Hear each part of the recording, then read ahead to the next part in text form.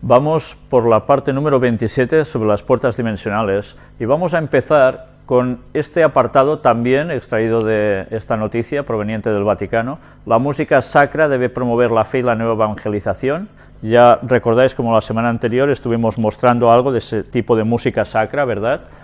Pues vamos a destacar algo de aquí, donde nos dice: si bien de hecho la fe nace del escuchar la palabra de Dios, hay que escuchar, por supuesto, no solo con los sentidos, sino hacer que de los sentidos pase a la mente y al corazón.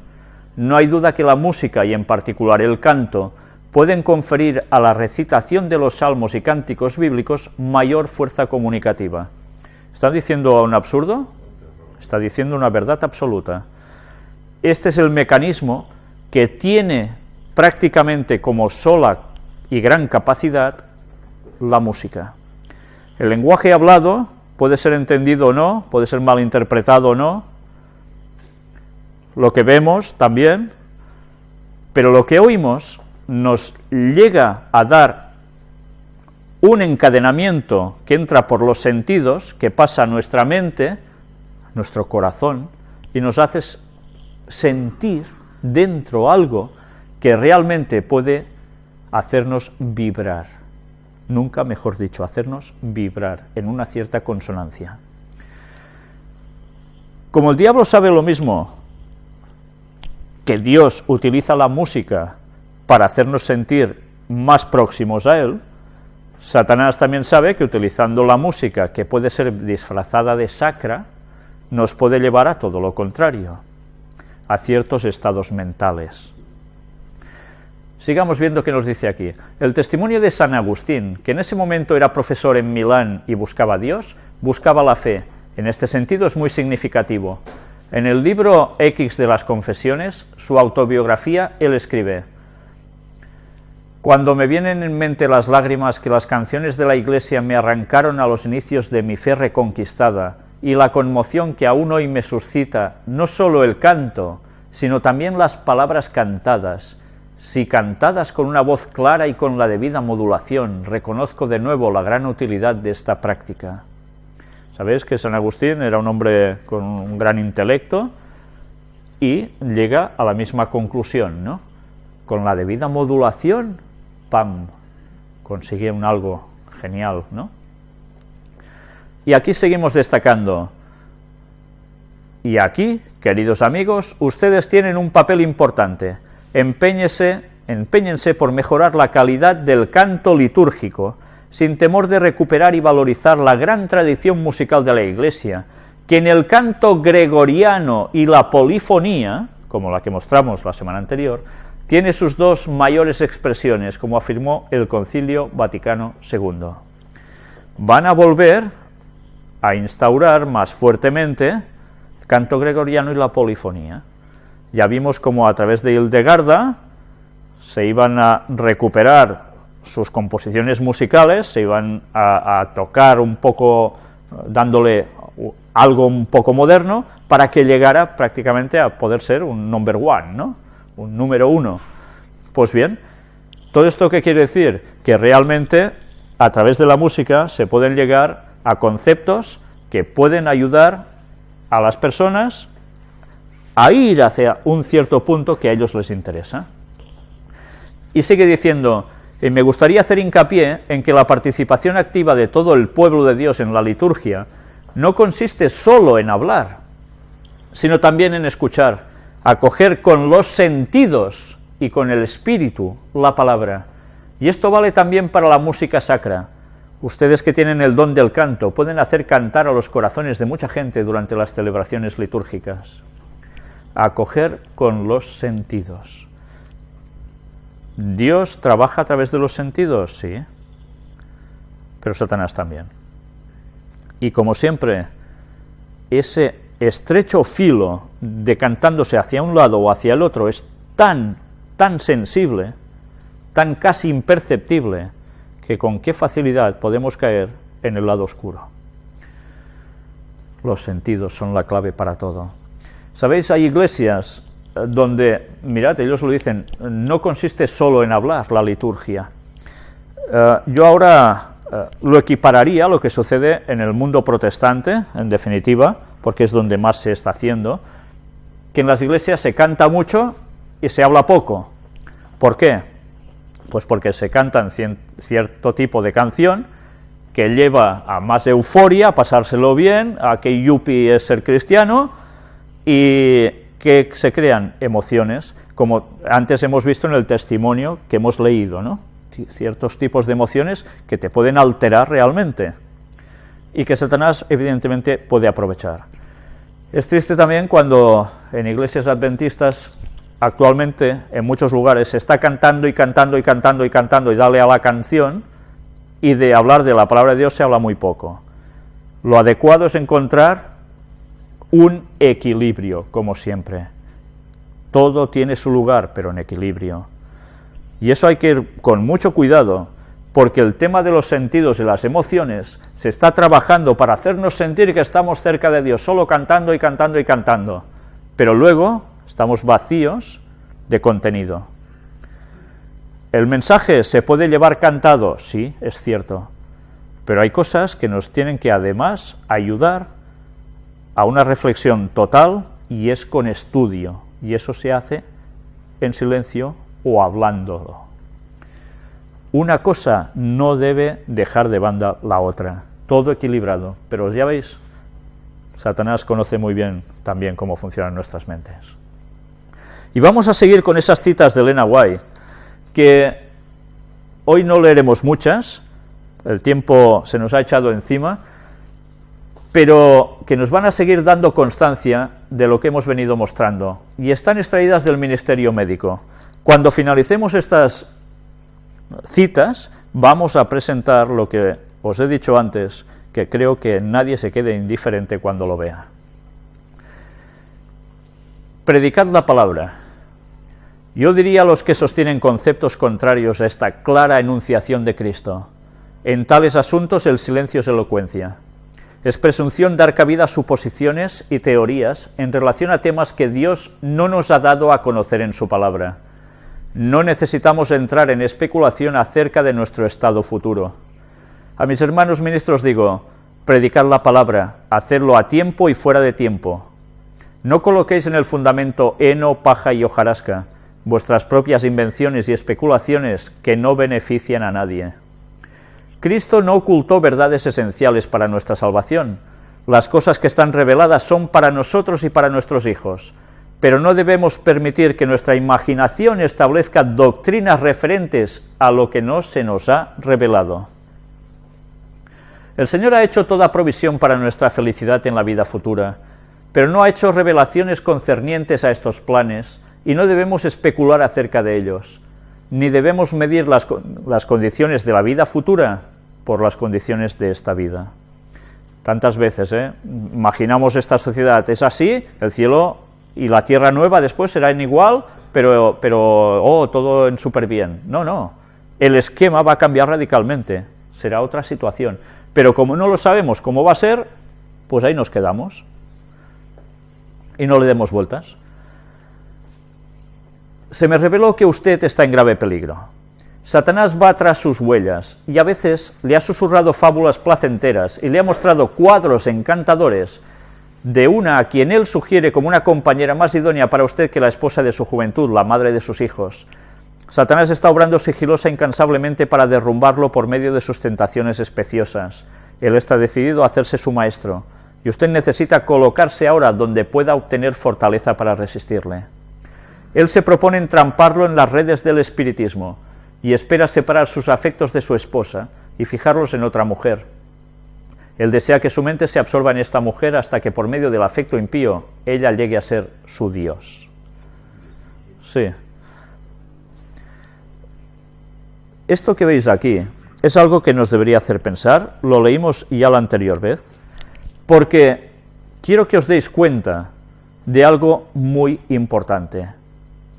La forma que tiene Satanás de trabajar sobre nuestras mentes, sobre nuestros sentidos, nos hace quedar cautivos de un concepto que a veces imaginamos, que puede ser casi una divinización de una persona, ya lo ves, llegar a ser su Dios, y a través de utilizar a otras personas, nos puede hacer sucumbir donde no debemos. El juego de Satanás es siempre buscar los sentidos. Por eso en la Biblia se nos habla tantas veces de, como esta mañana habíamos tratado también, de la armadura del cristiano, que aparece en Efesios, ¿no? Donde se nos describe parte por parte lo que el cristiano debe llevar para salir vencedor. Los ataques de Satanás no suelen ser ataques directos de que te va a matar y ya está. Eso a veces pasa, es cierto. Pero a veces, lo que más abunda, no a veces, sino prácticamente siempre, sus ataques son a nuestra mente, directamente. Por eso no somos conscientes de que todo lo que hay a nuestro alrededor nos afecta para bien o para mal. No hay alternativa, no somos inmunes a nada. Todos tenemos la misma capacidad, que es, funcionamos así. Todo lo que hay a nuestro alrededor nos afecta. Por tanto, nosotros no nos pongamos en el lado, precisamente, de lo malo, porque si nosotros nos complacemos en ver lo malo, en pensar lo malo, en generar pensamientos que nos lleven más a ir contra los mandamientos de Dios que a favor, ¿dónde vamos a terminar? Pues en las fauces del pecado. Por eso, démonos cuenta que todo lo que habéis visto hasta ahora, en esta serie dedicada a las puertas dimensionales, todo nos empezaba hablando por algo realmente que sonaba espectacular, ¿no? Puertas dimensionales que nos podían trasladar a otro lugar, en este caso, sobre todo al cielo. Y hemos visto cómo hay otra puerta dimensional tan cercana a nosotros, que es nuestra propia mente, y que a través de nuestros sentidos físicos, emocionales y demás, Satanás puede hacer también su intervención. Pero gracias a Dios, que eso depende de nosotros, si queremos estar con Dios o no. Y lo que debemos hacer es inclinar nuestra balanza al lado de Dios y no del diablo.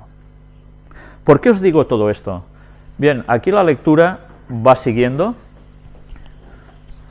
y la verdad es que luego veremos que vamos a hacer un cierre de círculo con lo que os voy a mostrar después. Hemos empezado por algo tan, una puerta dimensional, pero nos hemos ido centrando en todos los ataques del espiritismo que van directamente contra nuestro propio interior. Y volveremos a cerrar el círculo precisamente con algo que nos va a sorprender de lo más elevado que podamos esperar.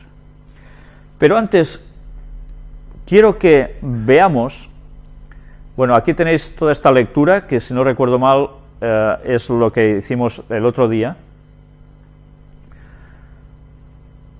Esperad un momento que voy a ponerlo en el sitio. Es que hoy no tenemos mucho tiempo y vamos directamente a tocar la parte que nos interesa. Lo que vais a ver ahora es algo que realmente yo me enteré el domingo pasado. Vamos a conseguir, si Dios quiere, que la persona que me lo propició venga a dar su testimonio personalmente aquí, en una conferencia en directo, no sé si el sábado siguiente o el que vendrá después. Va a buscar su momento para podérnoslo explicar. Él no es adventista, es un evangélico, pero vais a ver también cómo él os contará, cómo a su vez alguien se lo dijo a él, lo que os voy a mostrar yo ahora. Vamos a ver de qué se trata. Hoy la conferencia, esta segunda parte, va a ser sumamente breve, pero quiero que sea así de breve para que verdaderamente vos vayáis con una reflexión muy fuerte. La puerta al cielo de Betel. ¿Recordáis que estuvimos hablando, si no recuerdo mal, era en el primer tema de esta serie de las puertas dimensionales, sobre Betel?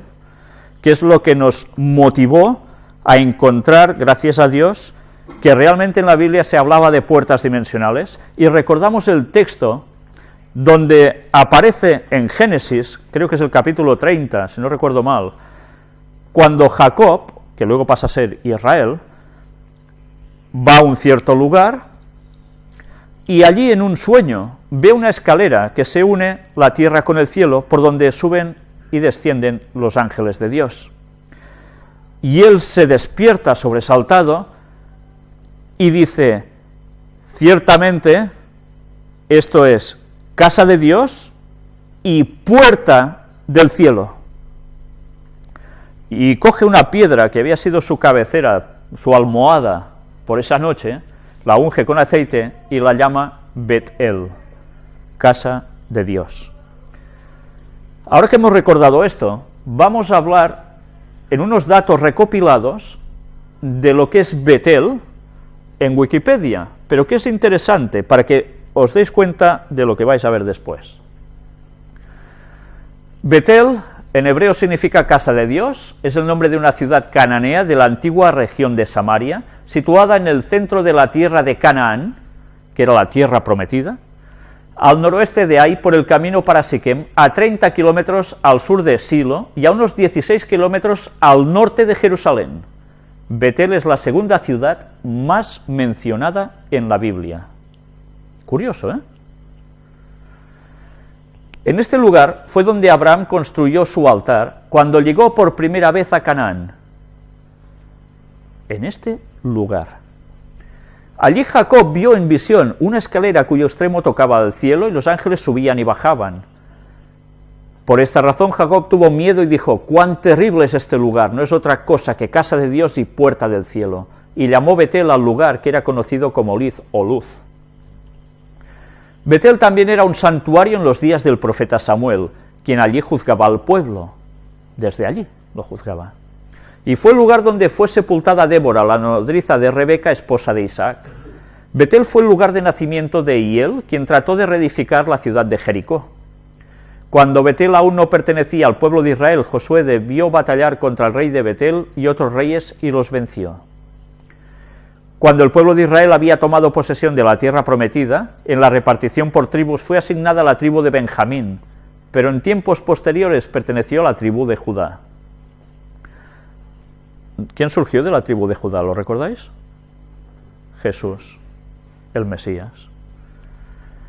Fue uno de los lugares donde permaneció el arca de la alianza, símbolo de la presencia de Dios.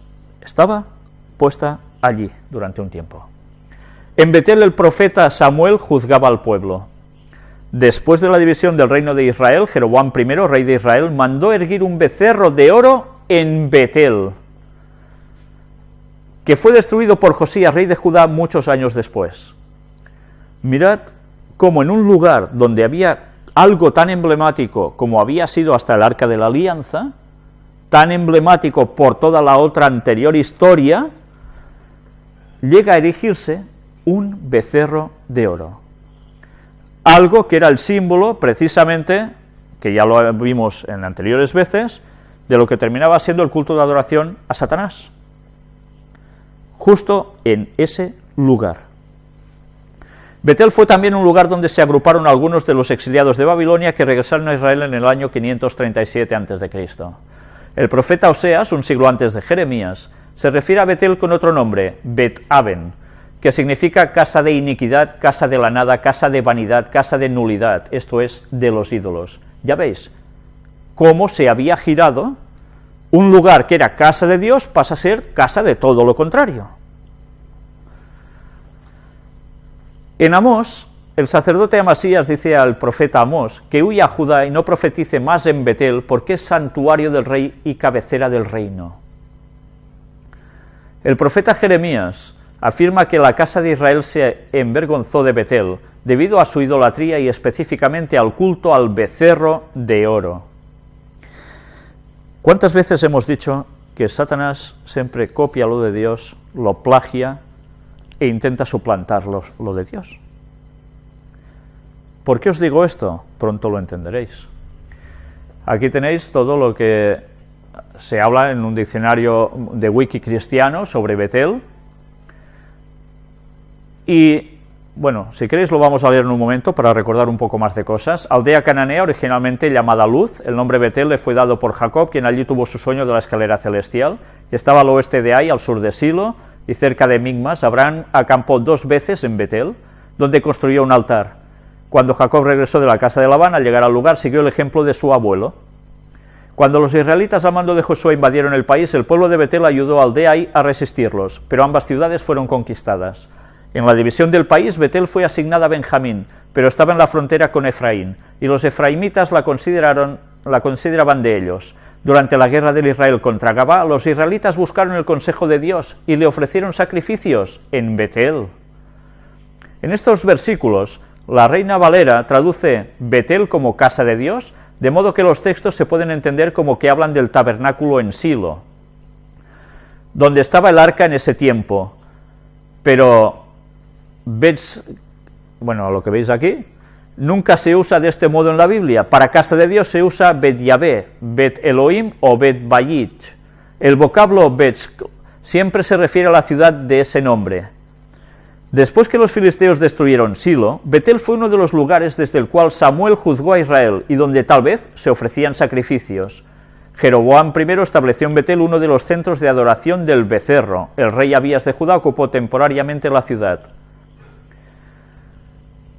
Betel fue repetidamente denunciada por los profetas por sus pecados, y Oseas la llama Betabén. Finalmente Josías profanó su lugar sagrado, destruyó su altar y sobre él quemó los huesos de los sacerdotes idólatras que exhumaron de sus sepulturas. Los descendientes de algunos de los habitantes de Betel regresaron de Babilonia con Zorobabel después del exilio, y la ciudad fue reconocida como perteneciente a Benjamín. Jugó un papel importante en el período macabeo y en la guerra judeo-romana fue capturada por Vespasiano.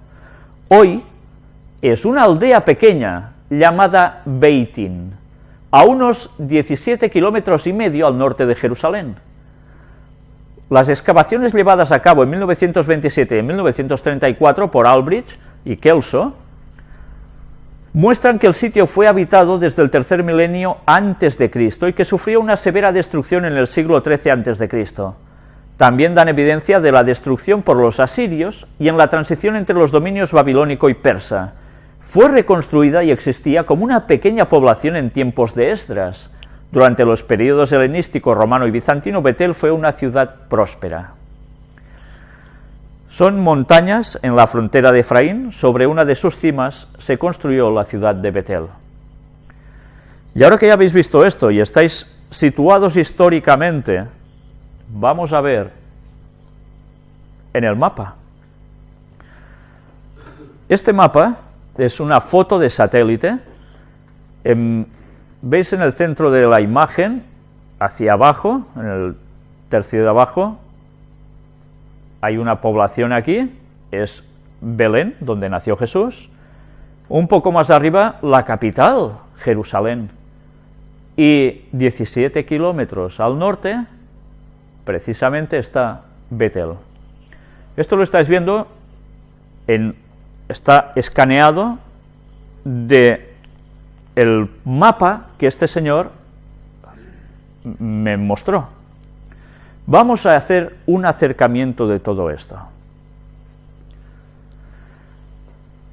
Ya estamos cerca del lugar, Betel.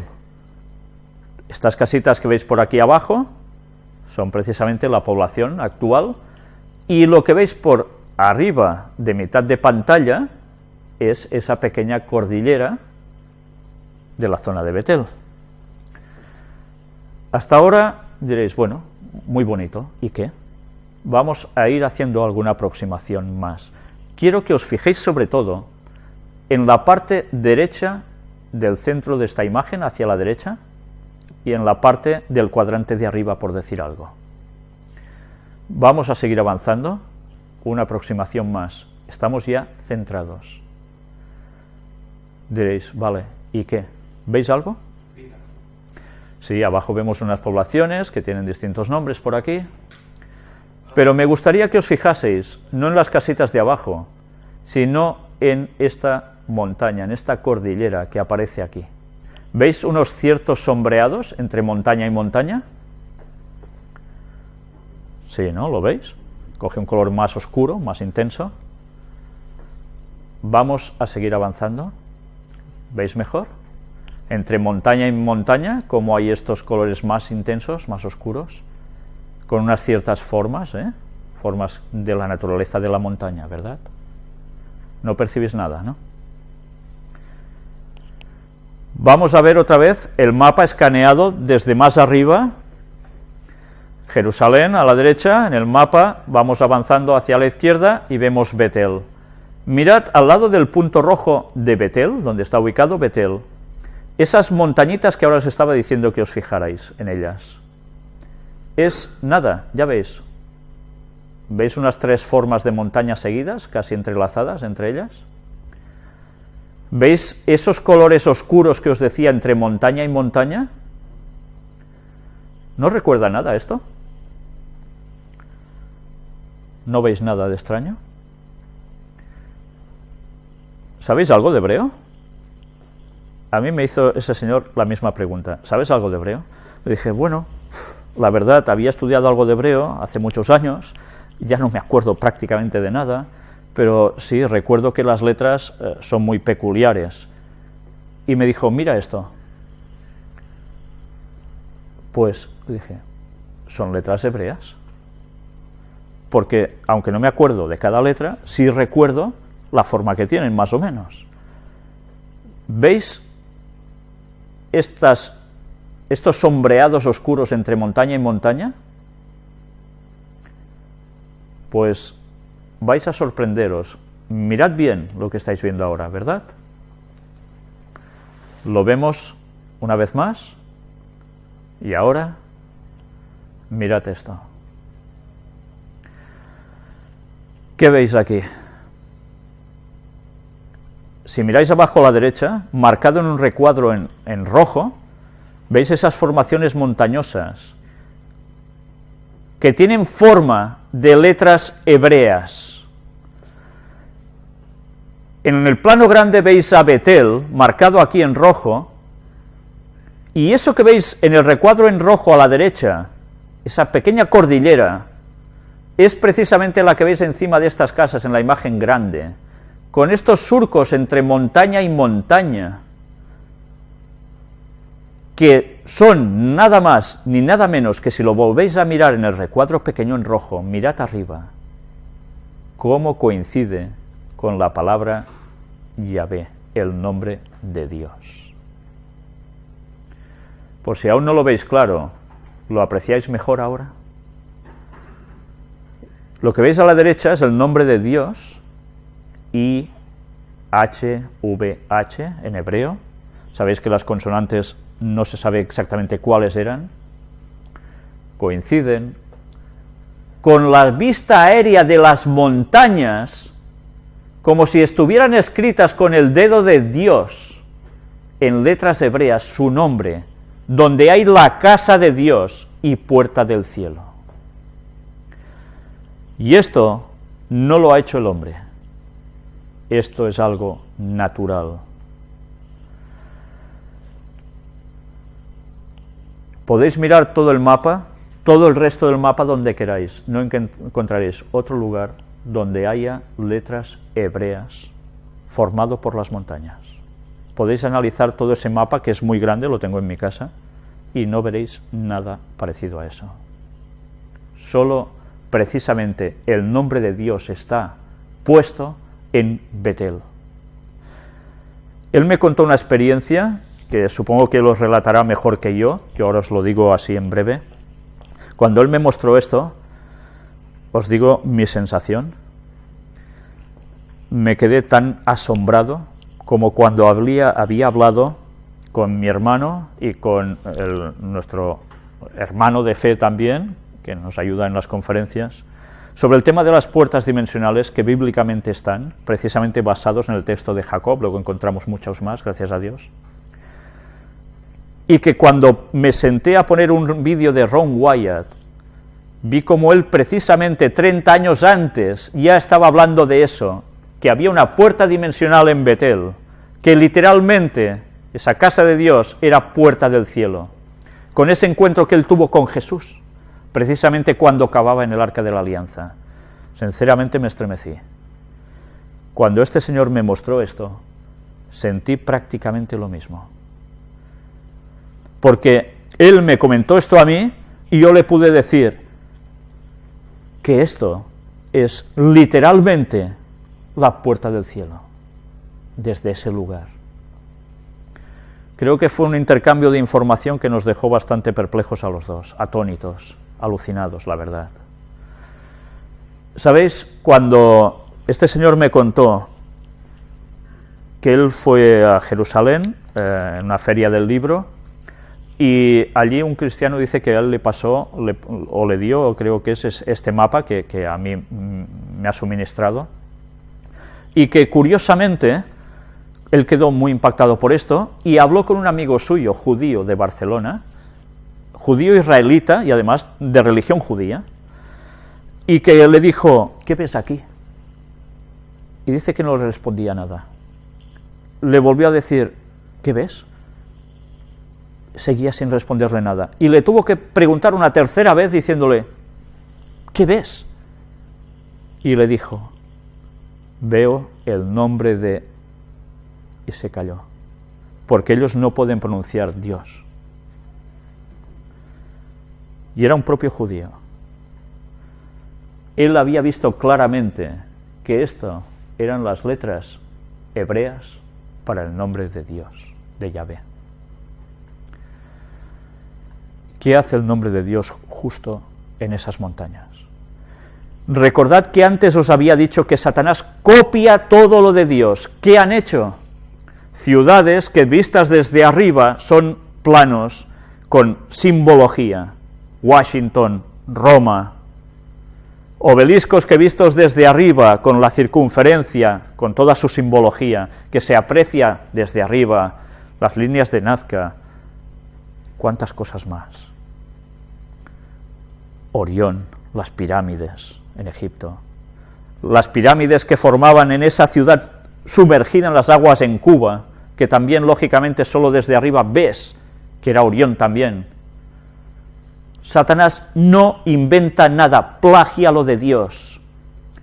Y tal como Dios tiene su puerta marcada para que los ángeles vengan desde el cielo, desde más allá de Orión, a la tierra, Satanás tiene sus puertas dimensionales para acceder también desde sus puntos en el aire. ¿Os dais cuenta de la importancia del tema de las puertas dimensionales? Satanás siempre copiando lo de Dios, siempre. Aquí tenemos una explicación que este señor mismo nos escribió y nos ha puesto para que la podamos mostrar también.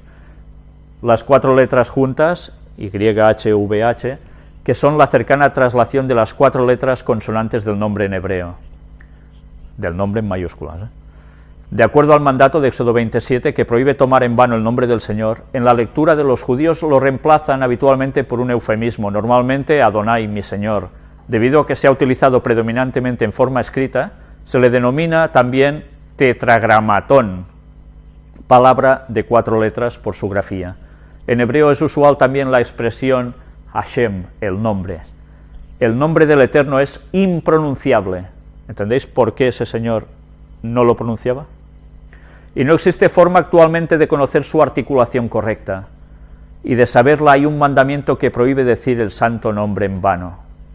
El profesor Gerard Gertux, erudito hebreo, especialista en el tetragramatón, quien fue presidente de la Association Biblique de Recerca de Anciens Manuscrits, considera que la pronunciación más cercana sería Yehová. Por lo tanto, si bien la forma Yahvé con sus variantes es la preferida por algunos sectores, no se tiene la seguridad que efectivamente sea la pronunciación original. Esto indica que no se debe considerar la forma Jehová con sus variantes como una manera inexacta o errónea de verter el tetragrama, sino sólo como una variante posible. Y aquí tenéis, según entendidos, parece que estas son las posibles pronunciaciones del nombre, y ya veis qué cantidad hay. Por cierto, aquí tenéis la dirección donde podéis conseguir este mismo mapa. Evidentemente no los va a regalar, pero sabed que yo lo extraje de la librería judía, del Museo Judío de la ciudad de Girona, donde este señor trabaja. Pues bien, mirad qué curiosas citas de Elena White. Patriarcas y profetas, dice ella. El nombre de Dios estaba escrito en cada hoja del bosque y en cada piedra de la montaña, en cada brillante estrella, en la tierra, en el aire y en los cielos. El orden y la armonía de la creación les hablaba de una sabiduría y un poder infinitos. Continuamente descubrían algo nuevo que llenaba su corazón del más profundo amor y les arrancaba nuevas expresiones de gratitud. Parecía que era una forma de hablar, que sencillamente esto lo veían Adán y Eva en la creación, pero es porque lo sentían. Pues resulta que Elena White estaba escribiendo que su nombre está en la tierra. En todas las cosas creadas descubrirá una escritura. En el vasto universo contemplará el nombre de Dios escrito en grandes caracteres. Y ni en la tierra, ni en el mar, ni en el cielo quedará señal del mal, escribe en La Educación, y en Conducción del Niño. El nombre de Dios estaba escrito en cada hoja del bosque y en cada piedra de las montañas, en toda estrella brillante, en el mar, el cielo y la tierra. ¿Y dónde de la tierra? En Betel. Pues bien, por si os quedaba alguna duda, Salmo 83, versículo 18, y conozcan que tu nombre es Jehová, tú solo Altísimo sobre toda la tierra. La tierra está sellada con el nombre de Dios, su Creador. Pues bien, si alguien cree en las casualidades y quiere decir, no, esto más o menos, no, ¿qué va a ser? Que se lo digan a un judío, que ellos saben leer muy bien todo esto. Pues nada, quiero terminar con todo esto para que nos demos cuenta que verdaderamente pertenecemos a Dios, porque si pertenece la tierra, pertenecemos nosotros, y que pronto va a venir a buscar a los suyos. El nombre de Dios escrito en la tierra no son bromas.